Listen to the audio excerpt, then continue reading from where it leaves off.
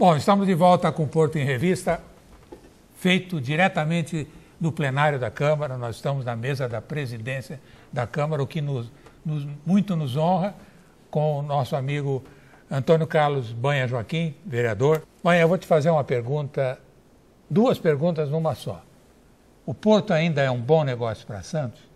E sendo um bom negócio para Santos, de que forma seria possível restabelecer, não na totalidade, mas pelo menos em parte, esses empregos que foram tirados com a segmentação que o Porto passou?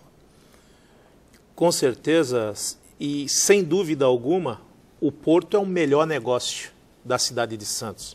O Porto é o cartão de visita do trabalho, do sustento das famílias hoje, da nossa cidade. É o maior porto da América Latina, logicamente que com a modernização dos portos, com as privatizações, nós perdemos um número muito grande de postos de trabalho. Com a modernização, equipamentos, tecnologia, containerização, a carga geral dispunha de muito trabalho. A questão da carga seca, a questão do próprio adubo, dos pellets de soja, a gente vê transformações, que os silos praticamente são despejados aquilo através... Hoje você não vê, através de caminhões, né? Hoje você não vê o produtor, ele não tem mais estoque.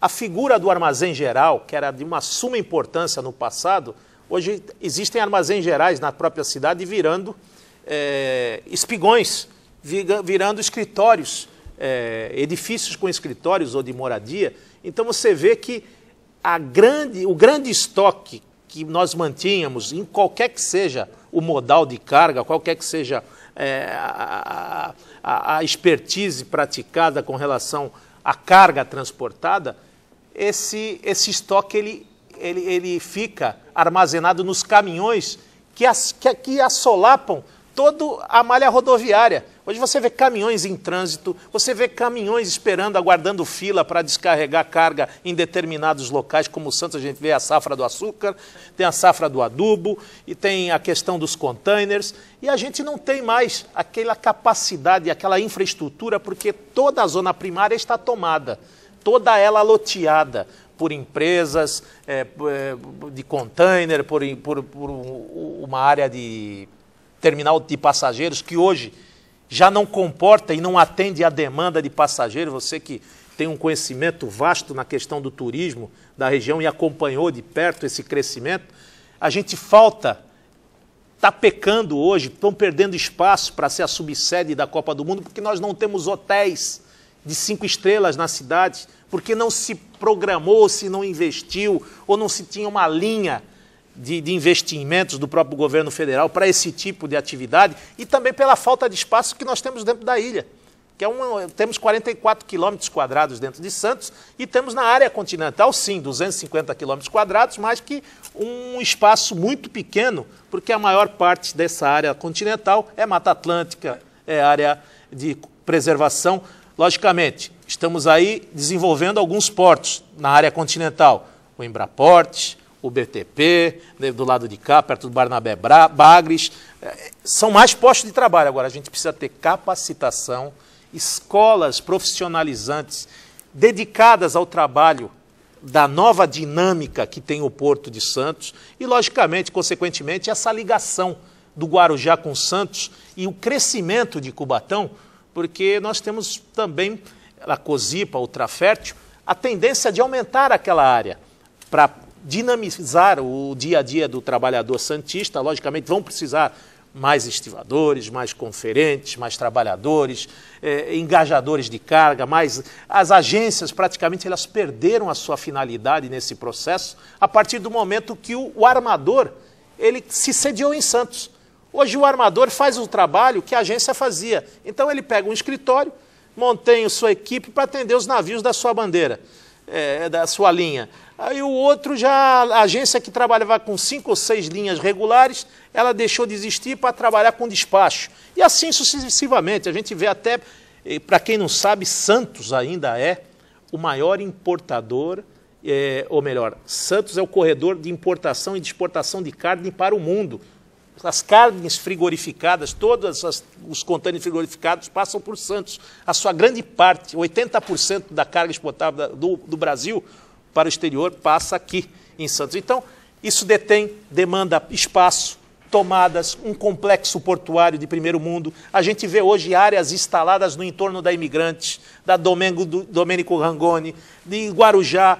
A Lemoa precisa ser melhor utilizada, a questão da tecnologia, dos manufaturados. Então, a gente precisa ter indústrias que não poluam, indústrias que façam a melhoria do material que a gente tem aqui. O que está sendo feito em países de primeiro mundo, eles pegam o sistema de metalurgia, por exemplo, fabricam o aço, e só que quem faz a melhoria é o país que importou, e ele ganha no agregado desses valores. O que acontece aqui? A poluição fica nesses países.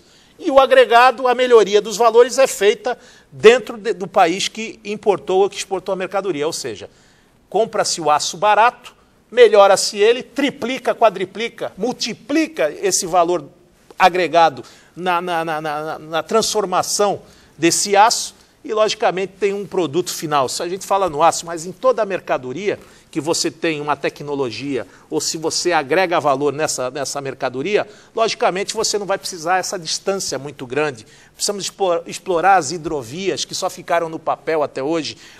Precisamos falar da questão que sucatearam as linhas férreas de todo o país. Qual foi o investimento que foi feito na linha férrea? Me diga um. Foi terceirizada, aumentou sua capacidade de transporte, mas, infelizmente, eu não vejo. Me desculpe, eu estou à disposição aí da LL Trans, estou à disposição da Ferroban. Eu não vi, eu quero que me demonstre no papel quanto foi investido em melhoria de rede. A rede já estava aí. Ninguém investiu um centavo na rede. Os vagões são arcaicos e obsoletos. E as estradas? E as estradas ficam aí. Os pedágios parecem verdadeiras casas da moeda. Multiplicam todo dia dinheiro, dinheiro, dinheiro, mas o que se investe? Recentemente tivemos um grande acidente aí na rodovia Anchieta Imigrantes. Eu mesmo denunciei, você viu, no Ministério Público, Defesa do Consumidor, onde 300 veículos foram praticamente danificados num acidente onde nós não temos controle climático. É uma vergonha. E com quem ficou o prejuízo? Com o consumidor. A ponta fraca da relação é sempre o consumidor. Então nós tivemos o problema, não tinha um centro meteorológico para observar as condições, se tem neblina. Você vai em Londres, você vai em qualquer país do mundo, olha, para a balsa, para as operações, para o aeroporto. Tem neblina, tem chuva, tem granizo, se para as operações. E a estrada não é diferente do aeroporto. Ela tem o comboio, e não adianta jogar essa responsabilidade do que eu vi naquele acidente da Ecovias, por exemplo, jogar para a Polícia Rodoviária.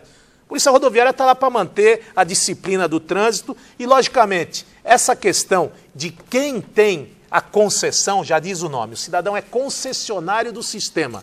Se ele é concessionário, ele é responsável por todo o sistema, seja ele de rota de fuga, seja ele no atendimento médico, de saúde, dos problemas que acontecem com o usuário, e não adianta se eximir de culpa. Então, por isso, chamei a atenção das autoridades, fui nas barras dos tribunais para saber se a qualidade prestada, se o serviço prestado pela Ecovias é o mesmo que é cobrado na sua contrapartida do serviço, ou seja, se aumenta periodicamente o pedágio, o Santos, Anchieta, Imigrantes, o pedágio mais caro do Brasil, e a qualidade do serviço, e a prestação, e a rapidez no atendimento. Então eu deixei em xeque, quero que o Ministério Público faça alguma coisa, que nós não podemos ficar refém de uma concessionária que explora o serviço público e que traz aí, ainda nessa situação, um prejuízo ao bolso do trabalhador. Bom, e a questão da geração de emprego, como é que fica? Se nós vamos melhorar o porto, aumentar do porto do lado de lá. Isso é consequência. A partir do momento que você aumenta a capacidade, principalmente diminui o espaço do frete, porque a partir do momento que você transporta 1,5 km do Guarujá para Santos, você não dá a volta pela Piaçaguera-Guarujá, onde você tem que gastar mais combustível, mais óleo diesel, mais caminhão, mais frete. Você vai economizar e baratear esse frete. Os berços de atracação vão se multiplicar. E a partir do momento, o trabalhador que mora em Santos, ou que mora no Guarujá, ou que mora em São Vicente, ou que mora na Baixada Santista, ele vai levar o seu sustento para a sua casa. E esse dinheiro ele vai circular, coisa que nós sentimos isso na carne em 97, deixou de circular com a privatização do porto naquela instante, naquele momento, porque faltou planejamento do governo federal, porque você tinha que ter o planejado aquele... Pô, o cidadão vai sair do posto de trabalho dele, para onde? O que ele vai trabalhar? Precisamos capacitar o trabalhador para fazer outra atividade. Vão criar, as áreas retroportuárias vão aumentar. O estivador não vai trabalhar mais ali, vai trabalhar com máquina, vai trabalhar com empilhadeira, vai trabalhar com reparos navais. Enfim, tinha que preparar o trabalhador, tinha que capacitar esse trabalho. Como pré-sal, nós temos uma falta. A Marinha Mercante, a cabotagem já parou há mais de 20 anos. Nós hoje não temos marítimos para conduzir a navegação marítima interna, ou seja, vão ter muitos estrangeiros trabalhando aqui no nosso país, porque nós não temos essa capacitação adequada. Ou seja, se tiver capacitação, estreitamento, como dizia o mestre Shinzato, somente com união, participação, harmonia, respeito e humildade é que nós vamos chegar ao progresso mútuo. Bom, essa ele foi buscar lá no fundo do baú, meu mestre também, mas Porto em Revista está chegando ao final e eu gostaria de agradecer ao companheiro e velho amigo Antônio Carlos Banha Joaquim pela entrevista, que eu acho que esclareceu alguns pontos e ele tocou fundo em algumas coisas. Banha, eu deixo a palavra com você e lembrando que Porto em Revista está no endereço portoemrevista@gmail.com. O telefone é 81540147 e a palavra é sua. Nesses 466 anos de vida na nossa querida Santos, eu quero deixar aqui uma homenagem a esse grande santista, ou melhor, esse grande vicentino que adotou Santos como a sua cidade.